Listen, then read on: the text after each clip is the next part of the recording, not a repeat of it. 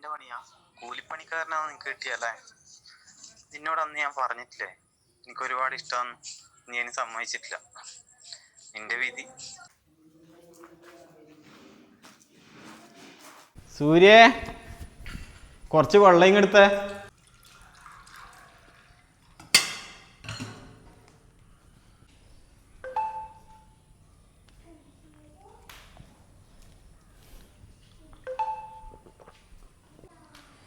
ആരാണ് എനിക്ക് ഇങ്ങനെ മെസ്സേജ് അയക്കുന്നത്?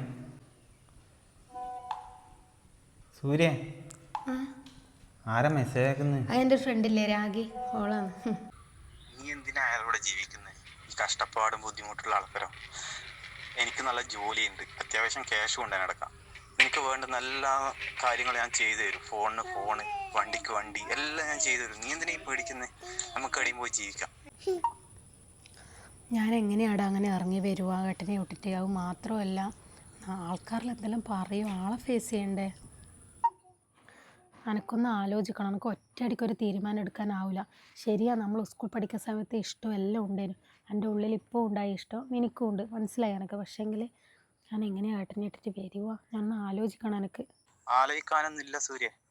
നിനക്കറിയാം എനിക്ക് നിന്നെ ഇഷ്ടമാണ്, നിനക്ക് എന്നെ ഇഷ്ടമാണ്. പിന്നെന്നാ ചിന്തിക്കണ്ടേ? ഞാൻ എന്തായാലും നാളെ വരാം. നീ എല്ലാം റെഡിയാക്കി വെച്ചോ, നമുക്ക് നാളെ തന്നെ പുറപ്പെടാം ഇവിടുന്ന്.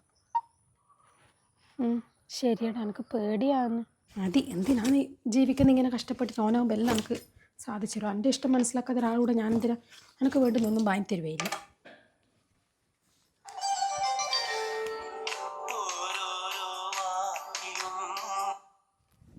ഹലോ, ഞാനിത് റെഡി ആയിട്ടുണ്ടടാ. എന്നാ നീ വാ. ശരി.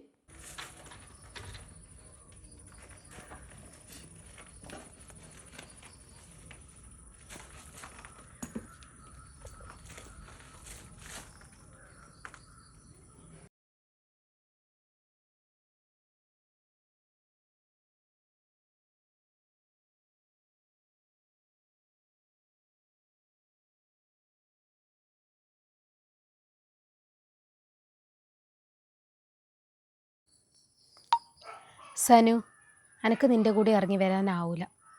ഇത്രയും കാലം ഏട്ടനെ എൻ്റെ കൂടെ ഉണ്ടായിരുന്നുള്ളൂ. ഇനി അങ്ങോട്ടും അങ്ങനെ മാത്രമായിരിക്കും. ഒന്നുമില്ലെങ്കിലും ഏട്ടൻ്റെ കഴിവിൻ്റെ പരമാവധി ഏട്ടൻ കഷ്ടപ്പെട്ട് എന്നെ നോക്കുന്നുണ്ട്. അത് മതി എനിക്ക്. അതിലപ്പുറം എനിക്കൊന്നും വേണ്ട. ശരി, സോറി.